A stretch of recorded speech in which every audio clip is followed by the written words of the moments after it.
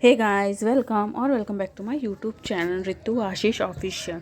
तो ये है आज का व्लॉग है जो कि मतलब बहुत ही अच्छा नहीं लग रहा था, लेकिन मैंने शूट कर लिया। क्यों अच्छा नहीं लग रहा था वो आपको आगे पता चलेगा। यहाँ पे अष्टमी का दिन है, तो आंटी को बहुत सारी पूड़ियाँ बनानी थी और मंदिर लेके जानी थी, तो उनको मेरे हेल्प की ज़रूरत थी। तो उन्होंने मुझे बुलाया, तो उनके घर जाके मैंने उनकी पूड़ियाँ तलने में हेल्प की। और क्योंकि उनसे इतना हो नहीं पाता, तो उनकी बेटी भी नहीं थी घर पे, इसीलिए मंदिर लेके जाना था उनको। उसके बाद यहाँ पे आ गया शाम का टाइम। तो यहाँ पे थोड़े से हमने साबूदाने भिगा के रखे थे, जिसमें से आधे तो मॉर्निंग में बना लिए थे और थोड़े से बाकी थे। तो हस्बैंड जी ने कहा कि बचे हैं वो ख़राब हो जाएंगे, तो उनको बना लो। मेरा फास्ट भी था, तो फिर मैं उसको बनाने लगी। जो साबूदाने की खिचड़ी होती है, तो उसमें रेसिपी तो एज़ इट इज़ है कि उसमें मैंने डाली हरी मिर्ची, मीठे नीम की पत्तियाँ, और उसमें मूंगफली को पीस के मतलब दरदरा करके, और आलू को छोटे छोटे काट के पहले आलू को अच्छे से फ्राई कर लिया है कि वो सिज जाए। राई डाला, वो सॉरी जीरा डाला उसमें मैंने, और फिर उसके बाद थोड़ा सा आलू को फ्राई किया, डीप फ्राई, जिससे कि वो क्रिस्पी भी रहें और सिज भी जाएँ। उसके बाद फिर मैंने उसमें डाल दिया साबूदाने को थोड़ा सा मिलाने के बाद डाल दिया मैंने यहाँ पे मूंगफली का जो मैंने पेस्ट बनाया था वो डाल दिया, और उसको काफ़ी अच्छे से मैंने मिक्स कर दिया। और पहले मैंने उसे अपने लिए निकाल लिया बिना नमक का, और फिर मैंने मम्मी जी के लिए और इनके लिए नमक डाल दिया।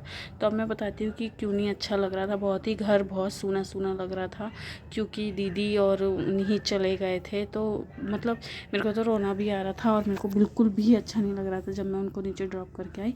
और ये पीछे इग्नोर कीजिए, हस्बैंड जी थे, तो उसको वो मुझे बिल्कुल भी अच्छा नहीं लग रहा था। घर एकदम सूना सूना सा लग रहा था, मतलब लग रहा था कोई है ही नहीं, जबकि हम हमेशा इतने ही लोग रहते हैं घर में। वो तो सिर्फ 15 दिन के लिए आई थी, लेकिन फिर भी जब वो थी तो घर बहुत काफ़ी भरा भरा लगता था, क्योंकि मेरी और उनकी पूरे दिन बातें चलती थी। पूरे दिन लिटरली 12 बजे सोते थे हम लोग, तब तक बातें चलती रहती थी। फिर ध्रुव और नीत भी बहुत अच्छे से खेलते थे, बहुत अच्छी बॉन्डिंग थी हमारी।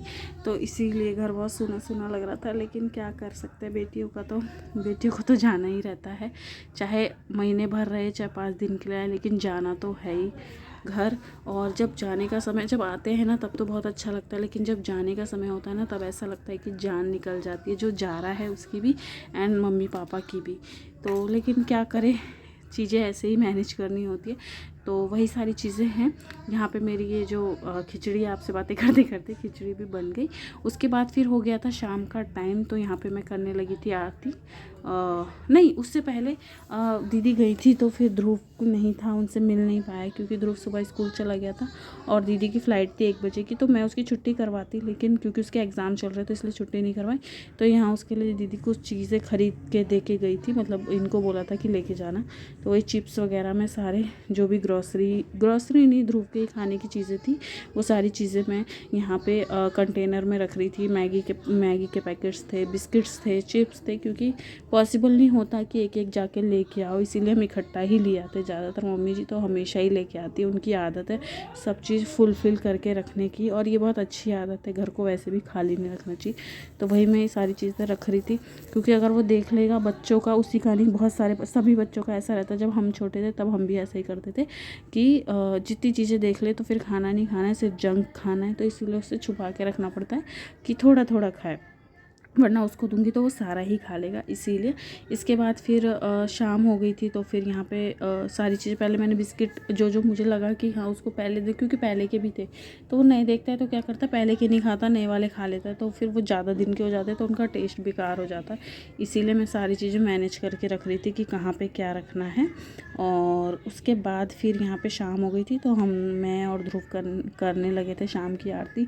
मन बिल्कुल भी अच्छा नहीं था, बिल्कुल एकदम सूना सूना घर लग रहा था। मेरे बाल देखिए कितने बेकार दिख रहे हैं, क्योंकि पूरी स्मूथनिंग उसकी खुल चुकी है। और यहाँ पे फिर मैं बॉक्स जहाँ की जो चीज़ें, जहाँ पे जो जगह है वहाँ पे वो रख दे रही हूँ। अगर आपको ये ब्लॉग अच्छा लगता है तो मेक श्योर चैनल को सब्सक्राइब कीजिए, वीडियो को लाइक कीजिए, ज़्यादा से ज़्यादा शेयर कीजिए। बहुत ही छोटे छोटे से ब्लॉग रहते हैं, बहुत ही छोटे छोटे ब्लॉग्स रहते हैं मेरे, कोई भी बहुत बड़े ब्लॉग्स नहीं रहते कि आप बोर हो।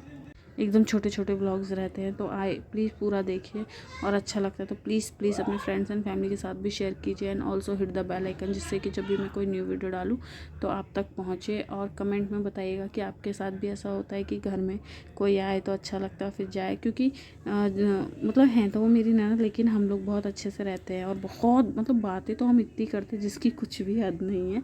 तो कभी कभी तो मिलके इनकी और हम दोनों मतलब अपने भाई की बुराई मतलब ऐसे बातें कर लेते, कुछ भी रहा तो हम शेयर कर लेते।